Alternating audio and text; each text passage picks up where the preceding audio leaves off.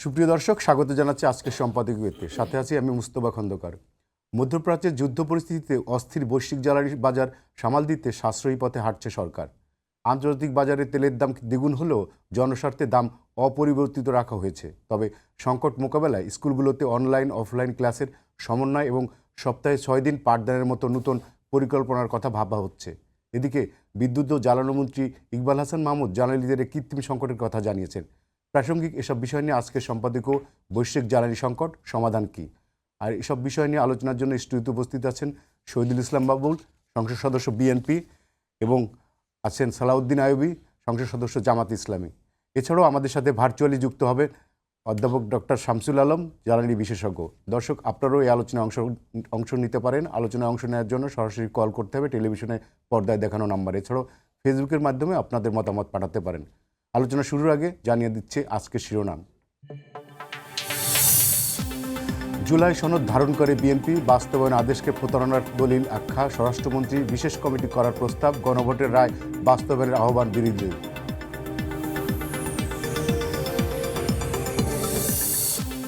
এপ্রিলে বাড়ছে না তেলের দাম, জ্বালানি সাশ্রয়ে সব শিক্ষা প্রতিষ্ঠানে 3 দিন অনলাইন, 3 দিন সশরীরে ক্লাস নেওয়ার প্রস্তাব, বৃহস্পতিবার মন্ত্রিসভার বৈঠকে সিদ্ধান্ত।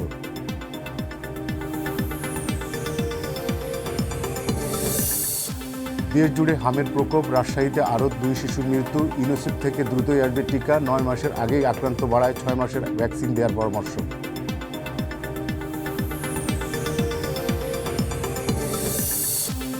ভুয়া মুক্তিযোদ্ধাদের বাদ দিয়ে প্রকৃত তালিকা প্রকাশ শিগগিরই, ভুয়া সনদে নেওয়া চাকরির তালিকাও হবে, নিশ্চিত করা হবে জুলাই যোদ্ধাদের সুবিধা, সংসদে মন্ত্রী।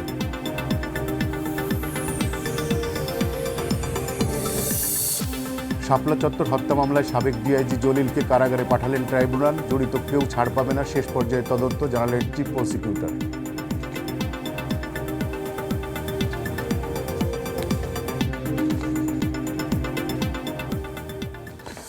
শহীদুল ইসলাম বাবুল, আপনাকে দিয়ে শুরু করতে চাই আমাদের আজকের আলোচনা। আপনি জানেন যে আমাদের দেশে বৈশ্বিক একটা সংকট শুরু হয়েছে মধ্যপ্রাচ্য পরিস্থিতির প্রেক্ষিতে। জ্বালানি তেল নিয়ে নানা রকম তুগলকি কাণ্ড হচ্ছে। অনেকে প্যানিকে তেল মজুত করছে, আবার কেউ অবৈধভাবেও তেল মজুত করছে। এই বিষয়টা নিয়ে সরকার যেমন উদ্বিগ্ন, জনগণও এক ধরনের আতঙ্কের মধ্যে আছে।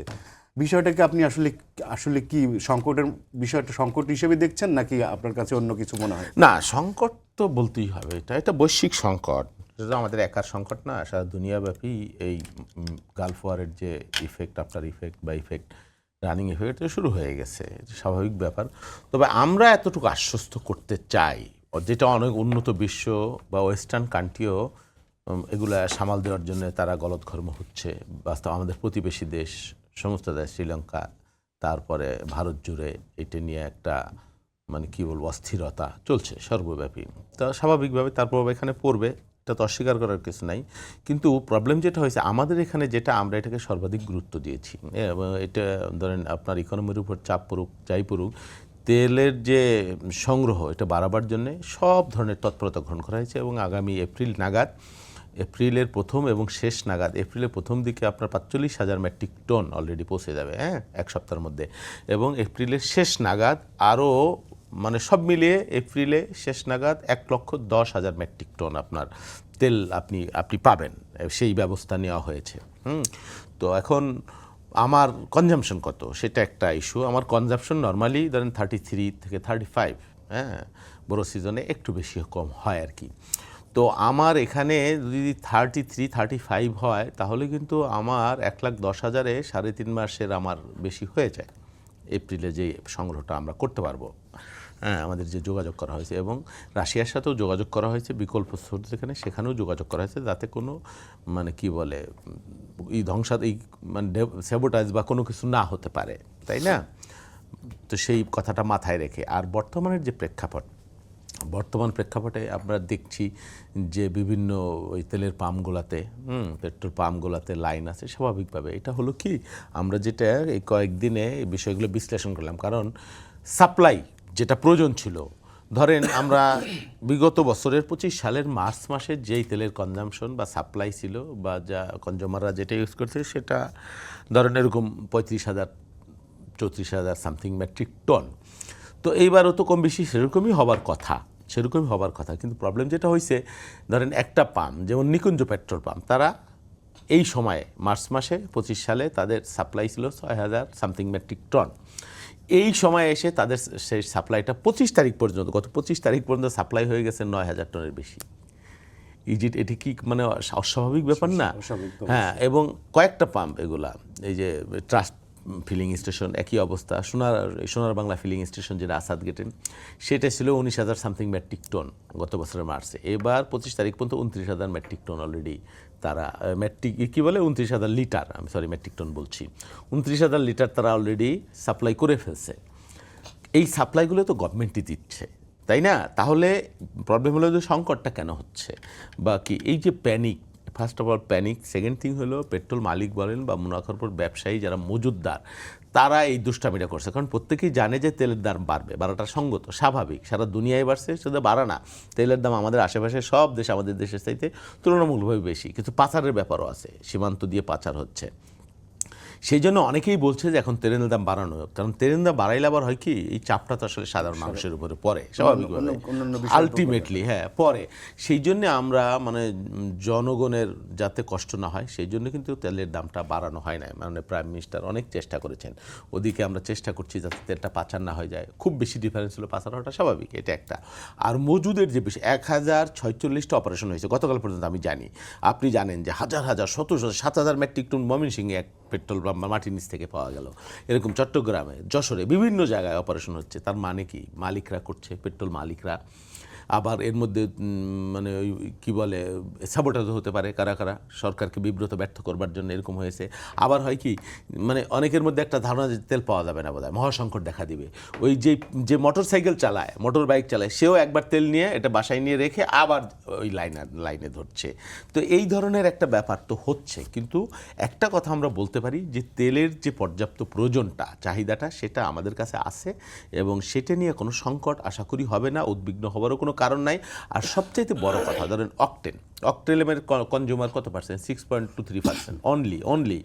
আর পেট্রোলেরও 6 সামথিং এরকম, তার মানে 12 থেকে 12.5% হায়েস্ট এর কনজামশন আর কি, পেট্রোল এবং অকটেনের। যারা আমরা ভদ্রলোক এই মোটর সাইকেল চালাই বা গাড়ি চালাই তাদের ফুয়েল, আর জেট ফুয়েল কিছু আছে, মানে সব মিলিয়ে।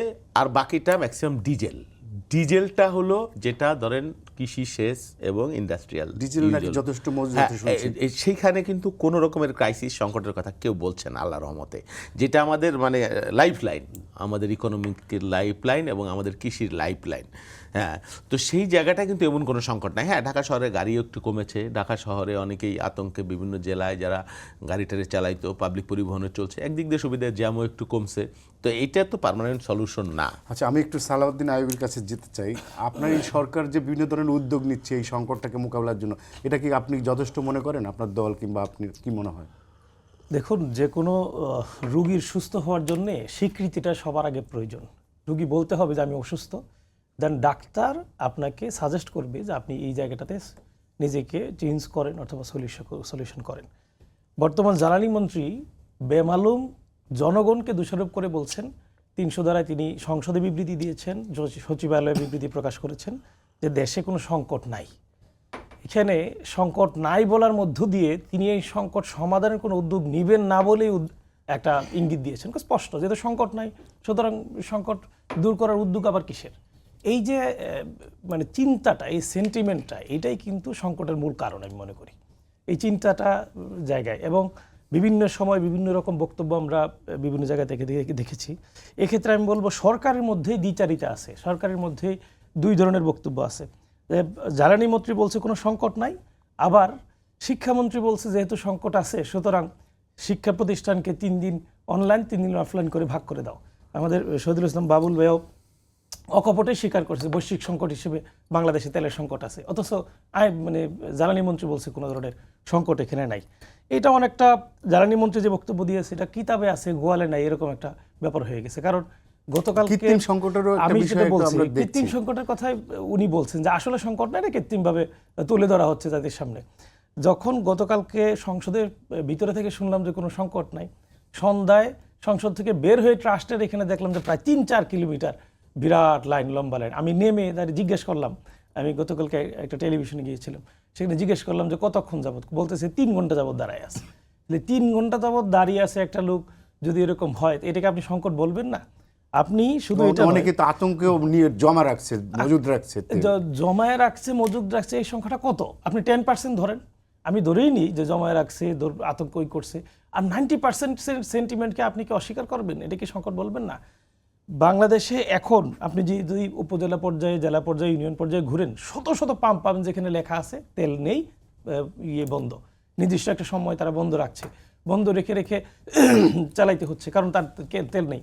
আমি যেই কনস্টিটিউয়েন্সিতে নির্বাচিত হয়েছি সংসদ সদস্য হিসেবে, কাপাসিয়ার তেল মালিক, পাম্প মালিক সমিতির যারা আছে, পাম্পের মালিক যারা আছে, এদের প্রায় সকলে আমার কাছে আসছে, ইউনোর কাছে গেছে, ডিসির কাছে গেছে, সুপারিশ নিচ্ছে যে তেল পাচ্ছে না। ডিপোগুলোতে বারবার ডিমান্ড দিয়েও তেল পাচ্ছে না। তারা বলছে তেল পাচ্ছে না, জনগণ তেলের জন্য লাইনে দাঁড়িয়ে আছে, জনগণ ঘন্টার পর ঘন্টা অপেক্ষা করছে। কী ধরনের ইউনিক কিছু মানে উপায়গুলো জনগণ বের করে তেল সংগ্রহ করছে। সাইকেল দিয়ে, মোটর সাইকেলের ট্যাঙ্কি খুলে নিয়ে এসে পাম্পে এসে তেল নিতে হচ্ছে, কারণ তেল এরকম পরিমাণ তেল মোটর সাইকেলে নেই যে পাম্প পর্যন্ত নিয়ে আসবে। এতটা ভয়াবহতা, এতটা শূন্যতা, এতটা কষ্টের মধ্যে মানুষের থাকার পরেও যদি বলে যে না কোনো সংকট নেই, সবচেয়ে কৃত্রিম সংকট, এটা জনগণের প্রতি এক ধরনের মোকারি, এটা জনগণের প্রতি এক ধরনের, আমি বলবো এক ধরনের তাচ্ছিল্যতা। আমি স্বীকার করা উচিত শুরুতেই এরকম। আমি একটু জ্বালানি বিশেষজ্ঞ শামসুল আলমের কাছে যেতে চাই। শামসুল আলম, আপনি কি আমাকে শুনতে পাচ্ছেন? হ্যাঁ, আপনাকে শুনতে পাচ্ছি। এই যে আমাদের দেশে যে হুট করে যে সংকটটা শুরু হলো, এই সংকটটার জন্য সরকার নানাভাবে এটা করার চেষ্টা, সমাধানের চেষ্টা করছে। আপনার কাছে কি কোনো সলিউশন, আপনি কি কোনো বলতে পারেন যে কিভাবে আসলে এই ক্রাইসিসটাকে আমরা করতে পারি, কন্ট্রোলে রাখতে পারি? আমার আজকে কথা বলার সুবিধা এবং সৌভাগ্য হচ্ছে দুইজন সংসদ সদস্য আছেন। তেলের সংকটের মধ্যে আমরা আছি, সরকার সরবরাহ বজায় রাখার চেষ্টা করছে। সেক্ষেত্রে তেলের মূল্য আন্তর্জাতিক বাজারে বেড়েছে, সরকার বাড়ায়নি। এক্ষেত্রে সরকার চাহিদা সীমাবদ্ধ রেখে বা চাহিদা নিয়ন্ত্রণ করে ব্যয় কমিয়ে সংকট মোকাবেলা করবে। এই অবস্থার জন্য আমরা প্রস্তুত ছিলাম, কারণ সরকার যুদ্ধ অবস্থার কারণে আমরা এই সংকট পড়েছি, এটা যত না সত্য, তার থেকে বেশি সত্য হচ্ছে সরকার এই সমস্যা ইনহেরিট করেছে।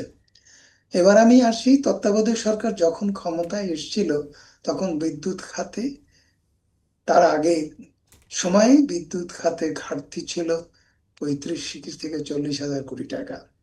যাওয়ার সময় সেখানে 62 হাজার কোটি টাকা এসছে। তেল চালিত বিদ্যুতের পরিমাণ বাড়ানো হয়েছে, কেন বাড়ানো হয়েছে সেই ব্যাখ্যা তিনি দিয়ে যাননি। তবে আপনাদের উদ্দেশ্যে বলতে চাই যে তেলের বিদ্যুৎ উৎপাদনের কোনো প্রয়োজন নেই, অথচ এবং তারা মের 2022 থেকে ফার্নেস অয়েলের বিদ্যুৎ নির্দিষ্ট পরিমাণে না উৎপাদন করতে পারলে তাদেরকে পেনাল্টি দেওয়ার কথা, তারা পেনাল্টি না দিয়ে তারা কন্টিনিউয়াসলি 22 সাল থেকেই আপনার ক্যাপাসিটি পেমেন্ট নিয়ে যাচ্ছে, প্রায় বছরে 20 হাজার কোটি টাকা।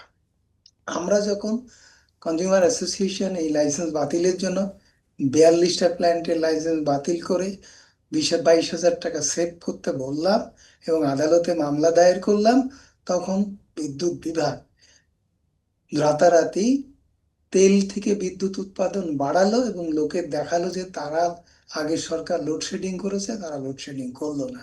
কিন্তু আমরা দেখলাম না যে 35-40 হাজার কোটি টাকা থেকে 62 হাজার কোটি টাকা ঘাটতি হয়ে গেল, এবং সেই ঘাটতিটাই নতুন সরকার ক্ষমতা গ্রহণ করার পরে ঘাটতিটাও গ্রহণ করলো।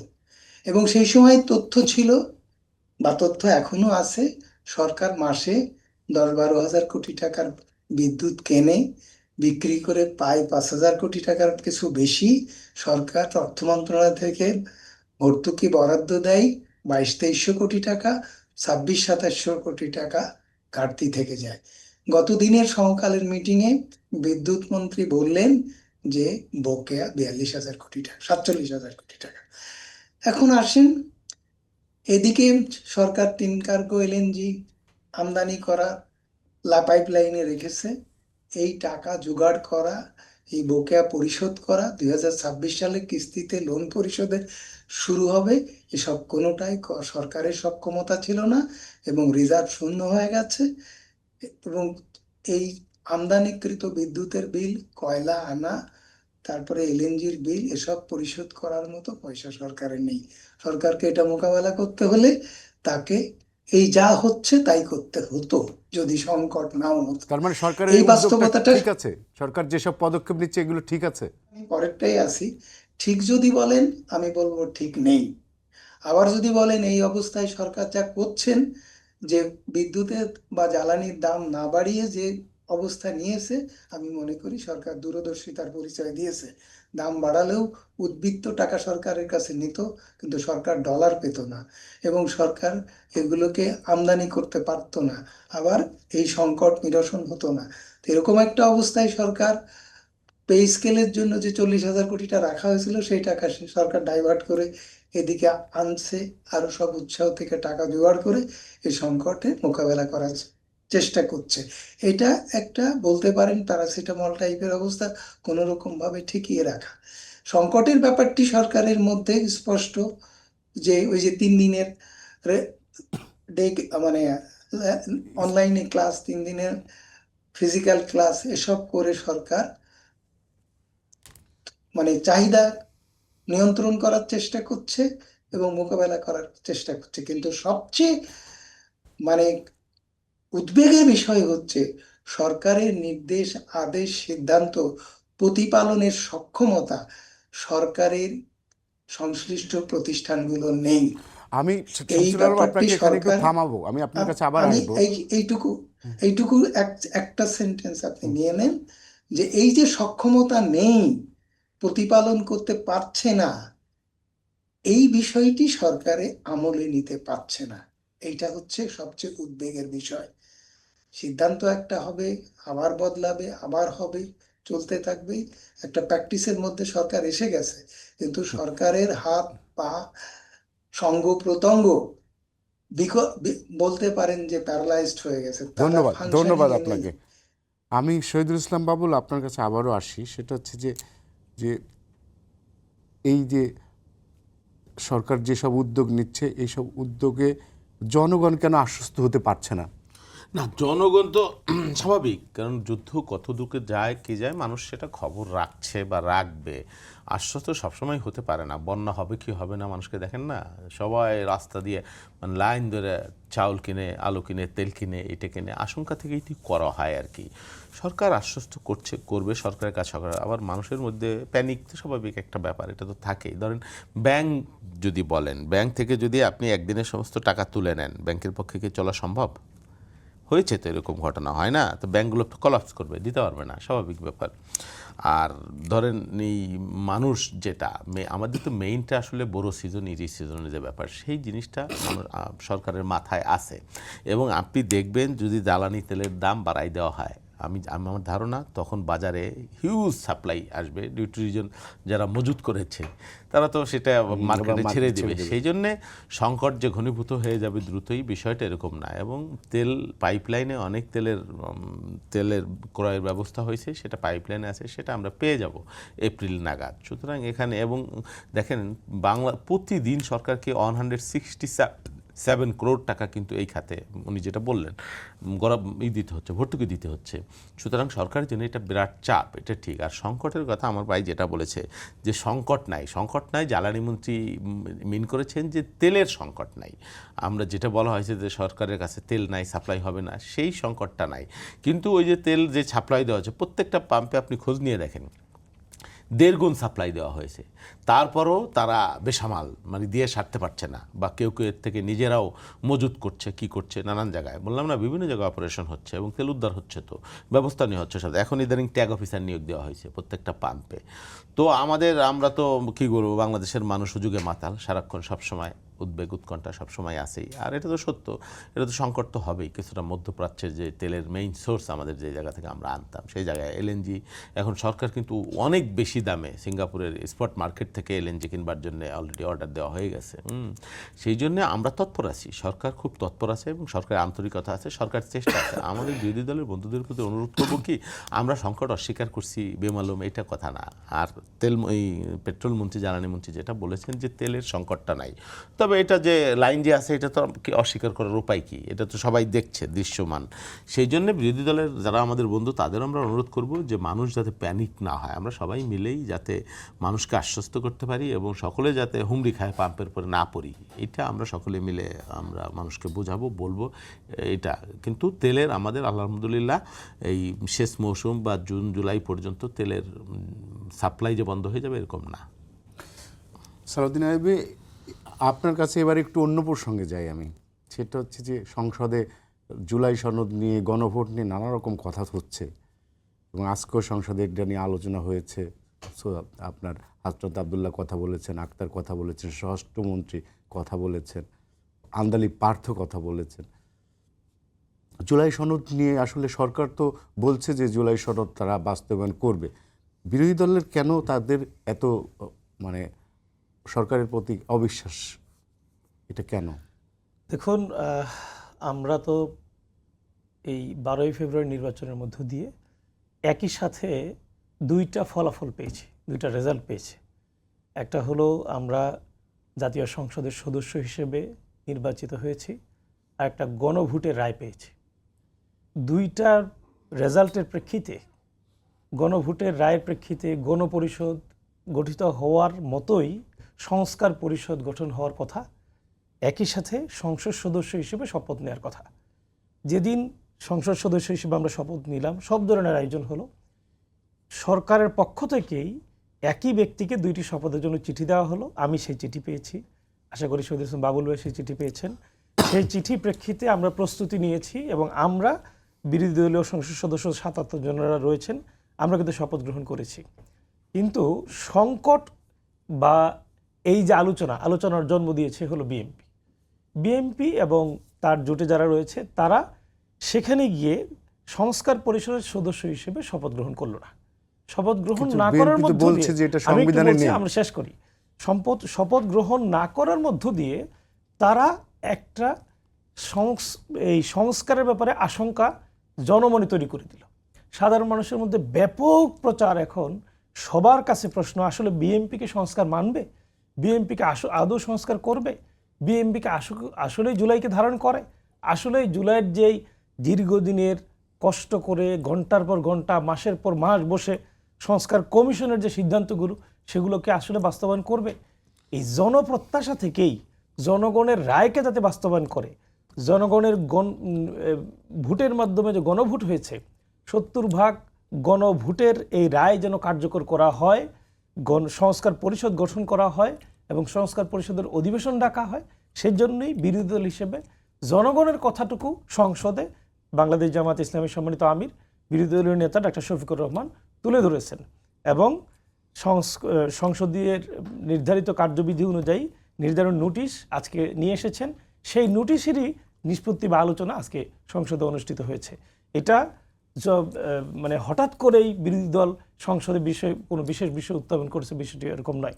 উত্থাপনের সূচনাই আমি বলবো বিএনপি তার এই শপথ গ্রহণ না করার মধ্য দিয়ে সেই জায়গায় করেছে এবং সন্দেহ কিন্তু এখন পর্যন্ত রয়েছে এবং আরও বেশি ঘনীভূত হয়েছে।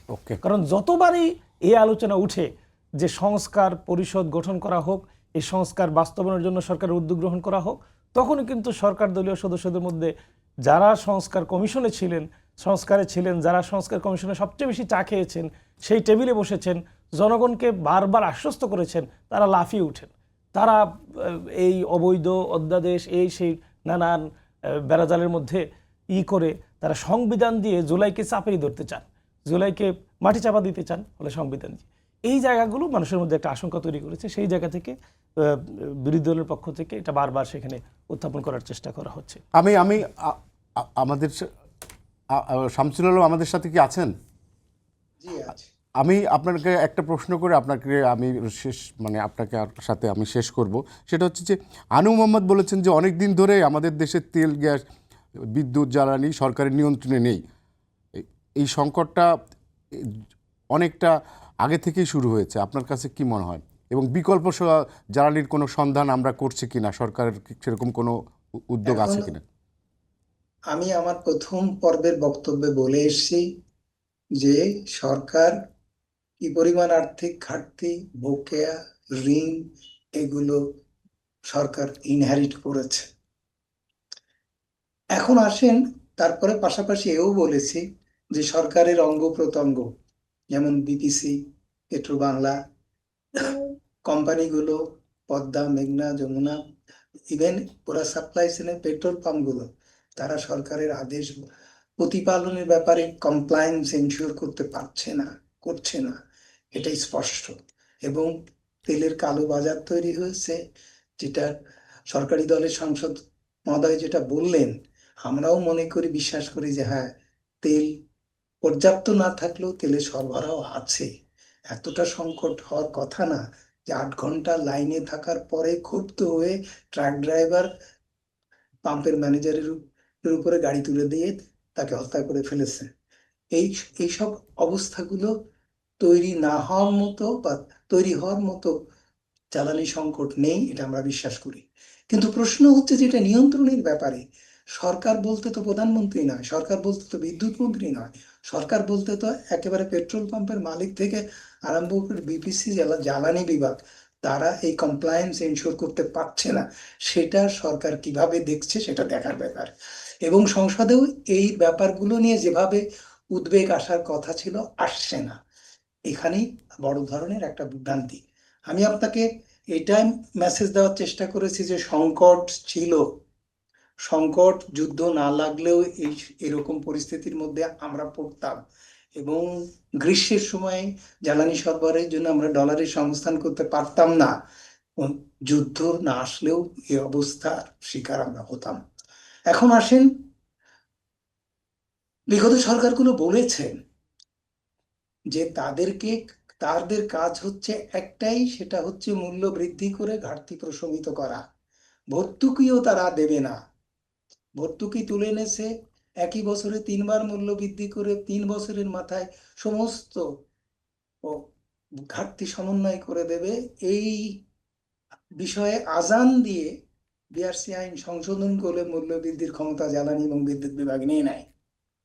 তারপরেই তো সরকারের পরিবর্তন হলো। এইবার আসেন আমরা কি বলেছি সেটা এই মুহূর্তে আপনাকে স্মরণ করতে বলবো। একটু আমরা সংক্ষেপে যদি বলেছি বলেন।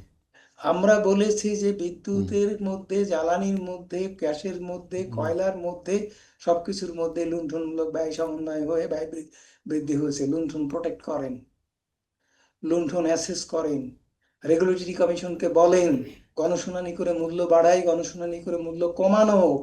মূল্য কমানোর জন্য আমরা একবার শুনানি করতে বাধ্য করেছিলাম, সেসব ইতিহাস নিশ্চয়ই আপনার ভুলে যাননি। আমরা প্রতিবারই দেখাইছি কত টাকা করে কমানো যায়।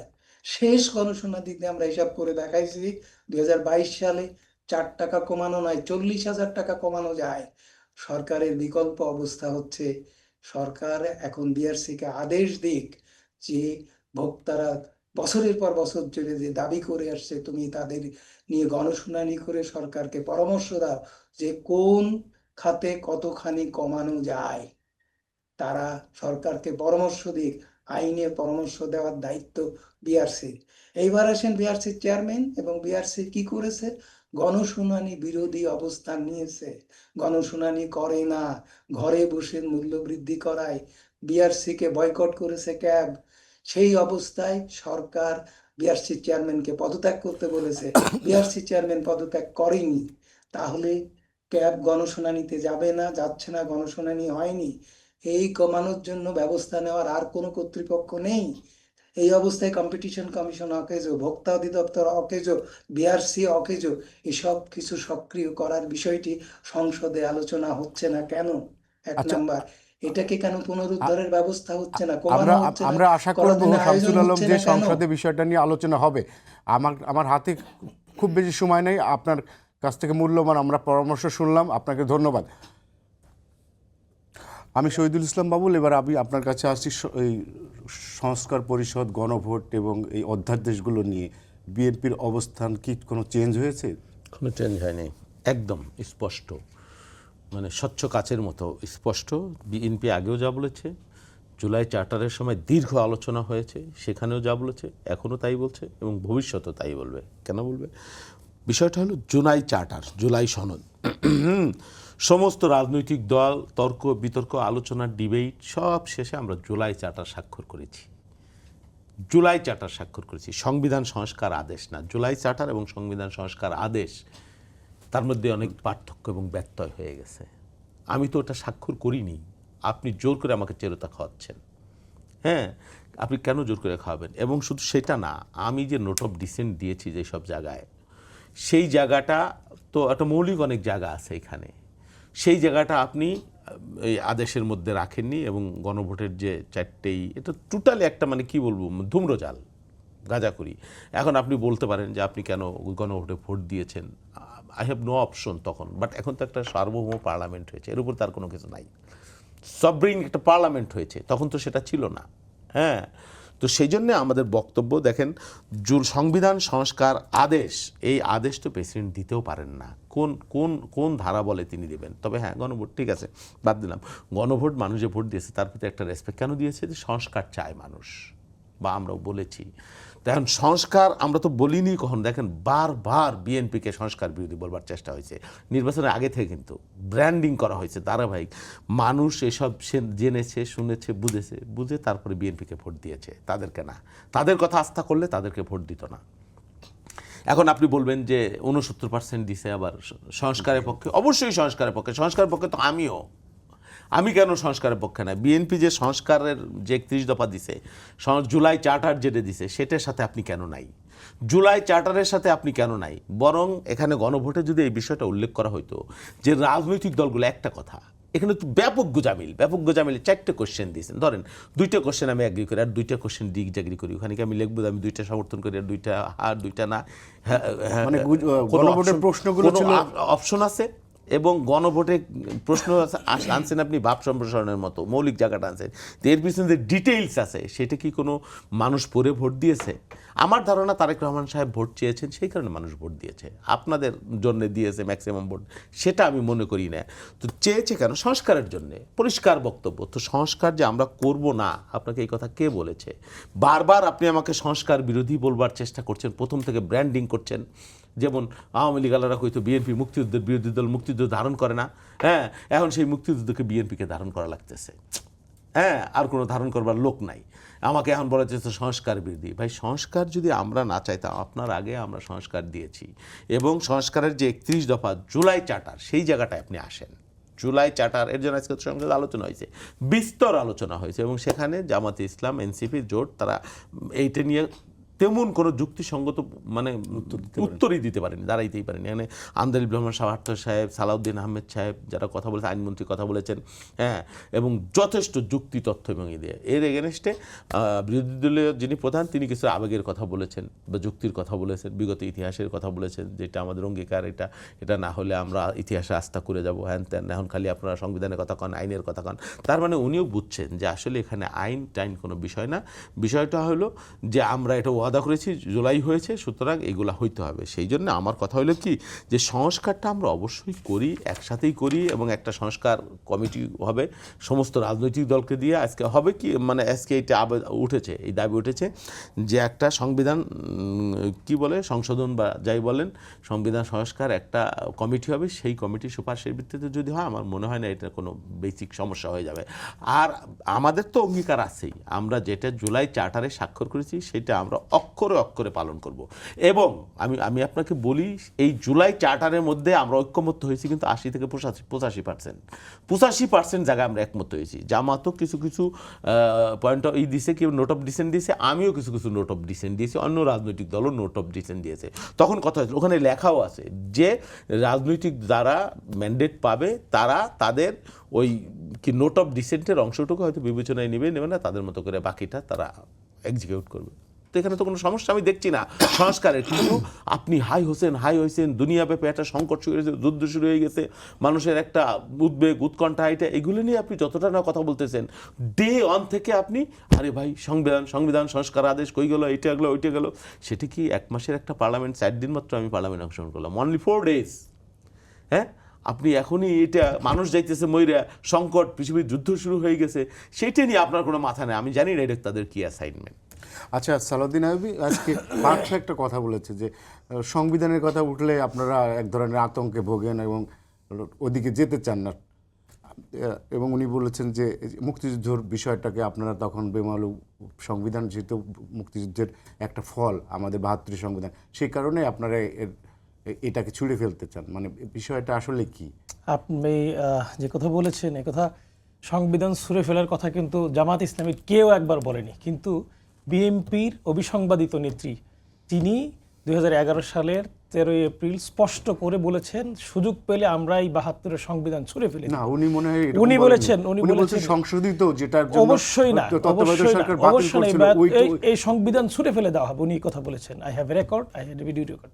2 নম্বর কথা হলো, MK আনোয়ারের নাম শুনেছেন, সাবেক কৃষিমন্ত্রী ছিলেন, তিনি বলেছেন এই সংবিধান আমরা ডাস্টবিনে ফেলবো, ইয়েতে বলেছেন, প্রেস ক্লাবে বলেছেন। এটা জামাতের কেউ বলেনি। ছুঁড়ে ফেলে দেওয়ার কথা যদি বলতে হয়, যদি মুক্তিযুদ্ধের বিরোধী বলতে হয়, তাহলে খালেদা জিয়াকে বলতে হবে, কারণ খালেদা জিয়া যে এই কথা বলেছেন সেখানে।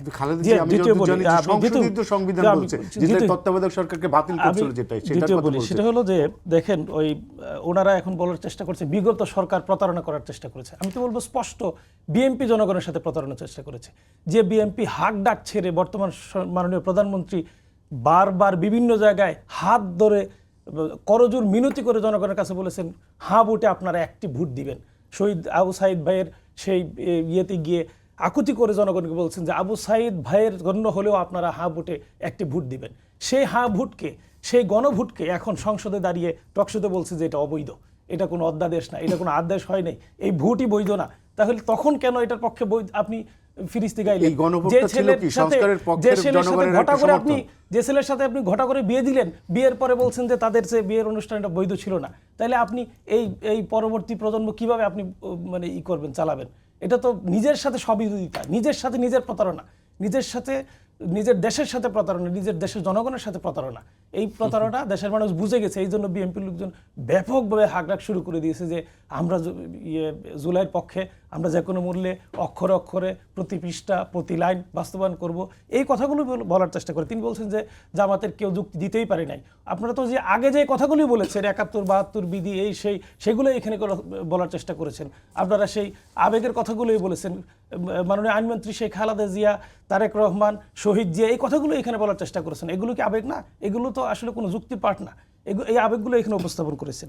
তারপরে উনি একটা ভুল তথ্য দিচ্ছেন এখানে। উনি বলছেন যে বিএনপি সংস্কার চায়। আজকে এবং একাধিকবার মাননীয় স্বরাষ্ট্রমন্ত্রী সালাউদ্দিন আহমেদ স্পষ্ট করে বলেছেন, আমরা সংস্কার চাই না, আমরা সংশোধন চাই। আমরা সংস্কার চাই না, আমরা সংশোধন চাই। কিন্তু বিএনপি সংস্কারের কর্মসূচি তো আমি বলছি, এটা মাননীয় স্বরাষ্ট্রমন্ত্রী বারবার বলেছেন, রেকর্ড আছে, ভিডিও রেকর্ড আছে, এগুলো আপনারা সংগ্রহ করতে পারবেন আপনাদের আর্কাইভ থেকে। সালাউদ্দিন আহমেদ বারবার বলেছেন,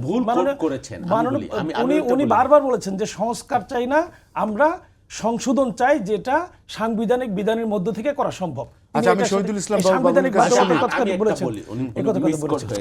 উনি ভুল বুঝতে পেরেছে। আমরা বলেছি যে আমরা সংস্কার কর্মসূচি আমাদের পূর্ণ কর্মসূচি, সংস্কার আমরা চাই না তো কে চায়?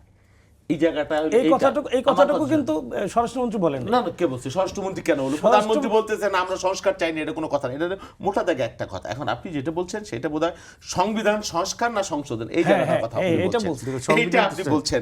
শোনেন, সংবিধান সংস্কার হোক বা সংশোধন হোক, বিষয়টা হলো সংশোধনের দিকে কেন রাজি না আমি সেটা খোলাসা করে বলি যে এটা পরবর্তী যে কোনো পার্লামেন্ট ভোট মেজরিটিতে এটা বাতিল করে দিতে পারে, সেই তো কথা। তাহলে আমি যদি এমনভাবে সংশোধন করতে, আইন করে সংশোধন করতে পারি যে ভবিষ্যতে আর কেউ সেটা বাতিল করতে পারবে না, সেই পথ তো সংবিধানের মধ্যে আছে, তাহলে আপনার আপত্তির জায়গাটা কি?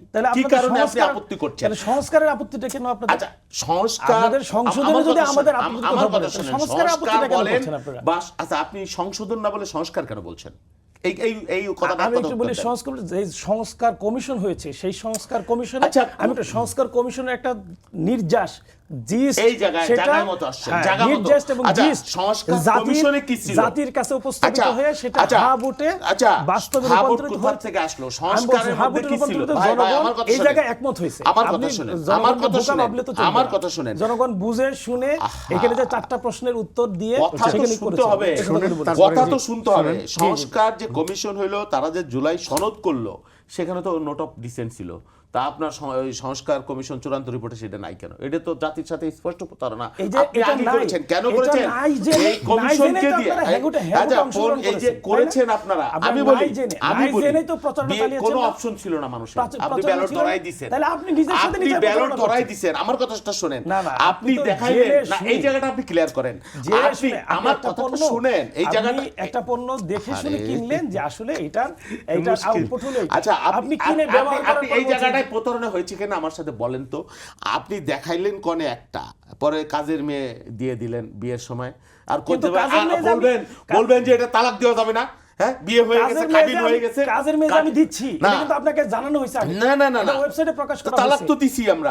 আমার কথা শুনেন, তখন আমি তালাক দেই নাই, প্রশ্নগুলো আগেই বলা হয়েছে। তখন তালাক দেই নাই কারণ তখন পরিবেশ প্রেক্ষাপট ছিল না। আমার যখন সুযোগ হয়েছে তখন আমি দিয়ে দিছি। আপনি এটা নিয়ে কেন ডিবেট করছেন? কিছু বিষয় তো আমার কথা শুনেন, আমার কথা শুনেন। নোট অফ ডিসেন্ট বলেন, যাই বলেন, সব সেটা কই গেল? চূড়ান্ত হওয়ার পরে চূড়ান্ত কে করেছে? চূড়ান্ত হওয়ার পরে কিন্তু গণভোট। ভাই আমি তো এটা রাজি হই নাই। আমি তো চূড়ান্ত হওয়ার পরে আপনি যে আদেশ দিয়েছেন, গোল যেটা হইছে এটাকে আপনি মানবেন না, পুরো খেলা আপনি মানবেন, এটা হইলো না? আমি মানবো, আমরা সমস্ত রাজনৈতিক দল বসে যে চার্টারে সই করেছি জাতির সামনে ওইটা মানবো। গুপসি আদেশ মানবো না। এই চার্টার গুপসি আদেশ মানবো না। চার্টারকে সামনে রেখে কিন্তু গণভোট হয়েছে। ভাই আপনি যে গণভোটের আদেশ দিয়েছেন সেটা আপনি একটা জনগণের অন্ধকারের আদেশ।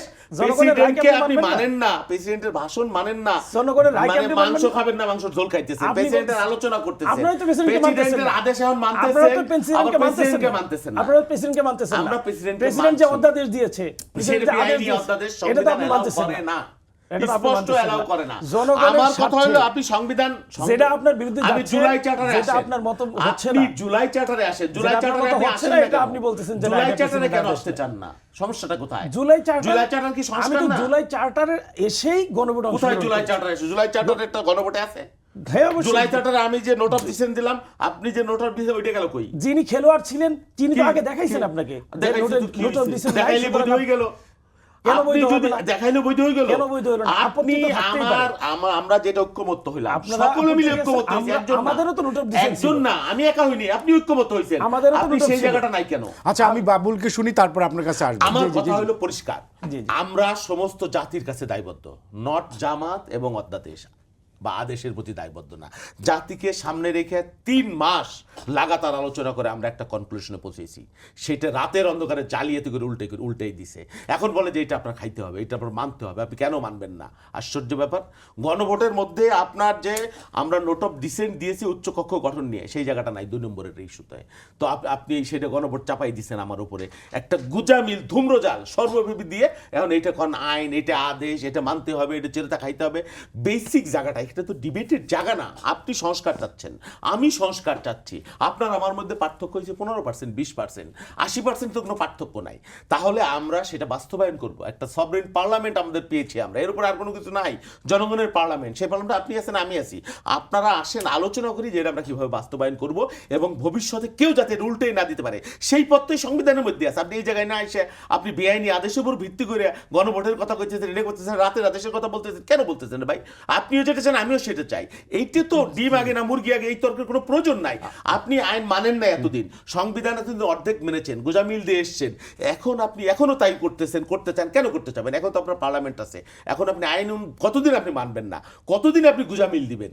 আমাদের বক্তব্যটা যে এখন আমরা করব আপনার আইন মেনে, নিয়ম মেনে আমরা একটা সংসদীয় কমিটি করব, তারা একটা পর্যালোচনা করে আমাদের জুলাই চার্টারকে সামনে রেখে এটাকে স্পিড ধারণ করে তারপর এমনভাবে আমরা করব ভবিষ্যতে আর যাতে কেউ এটা না করতে পারে।